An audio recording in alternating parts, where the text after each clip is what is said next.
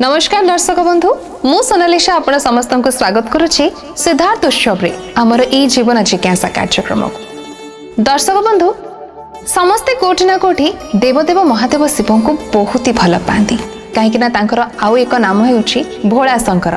कहती केबे से तपे बर दियंती तो केबे से कोपे बर दियंती।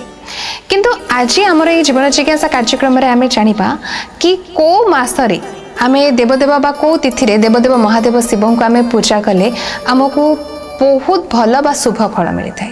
तो से विषय अधिक जनाया वर्तमान आम सहित अच्छा ज्योतिर्विद पंडित चित्तरंजन महापात्र। सर नमस्कार। नमस्कार। आपको अनेक अनेक स्वागत जीवन जिज्ञासा कार्यक्रम।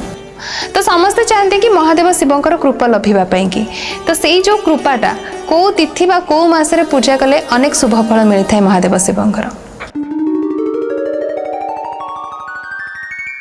हर को पूजिले पाइब हरि, हरि की पूजिले पाइब हर।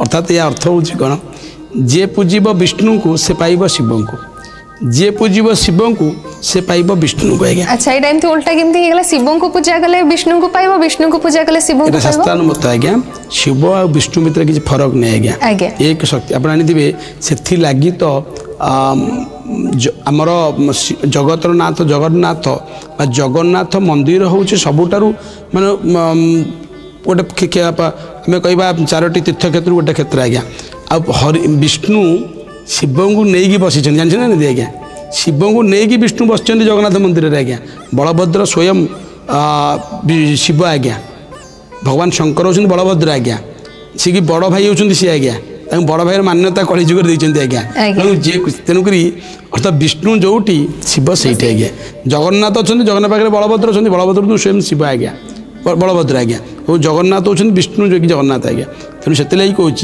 जदि आपण मुझे कहीं कही रखिली शब्दटी। आज्ञा शिवंकर प्रिय हूँ चतुर्दशी। जे शैव उपासक से माने चतुर्दशी तिथि कि उपवास करने आवश्यक अटे। जे शैव उपासक से चतुर्दशी तिथि उपवास करती। जी विष्णु उपासक से एकादशी करती। मुझे कही रखी प्राय व्यक्ति विशेष एकादशी करती चतुर्दशी भूली जाती। आज्ञा चतुर्दशी उपवास करती नहीं।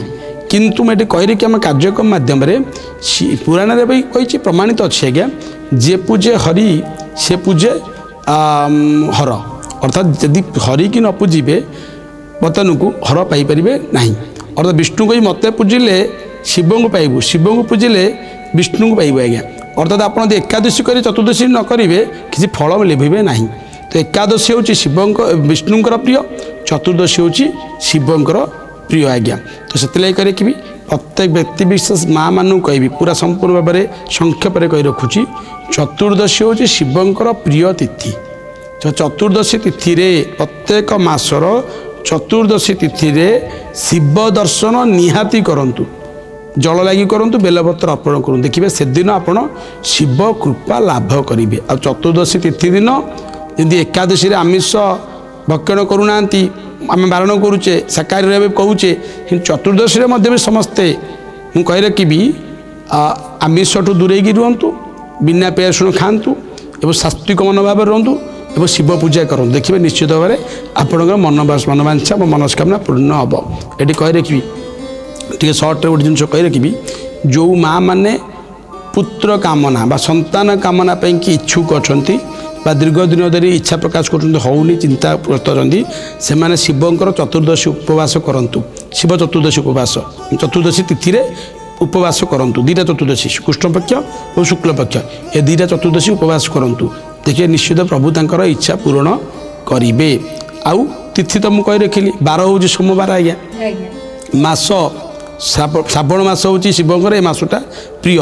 कि प्रकृत में मास श्रावण मासर हुए तो आम जलार कृपरू रक्षा पाइबापी कि आम शिव को पूजा अर्चना करुचे। श्रावण मसरे तांकर कौ मास प्रिय आप जानते बेलाष्टकम गोटे अध्याय लेखाई भी माघ मास कृष्ण पक्ष चतुर्दशी। अतः माघ मासटी शिवंकर बहुत प्रिय और कृष्ण पक्ष चतुर्दशी तिथि। माघ मास कृष्ण पक्ष चतुर्दशी तिथि शिवंकर बहुत प्रिय, भगवान शंकर बहुत प्रिय। से दिन जो व्यक्ति तांकर पूजा अर्चना करती आराधना करती से विशेषकर शिव सानिध्य लाभ करी थांती।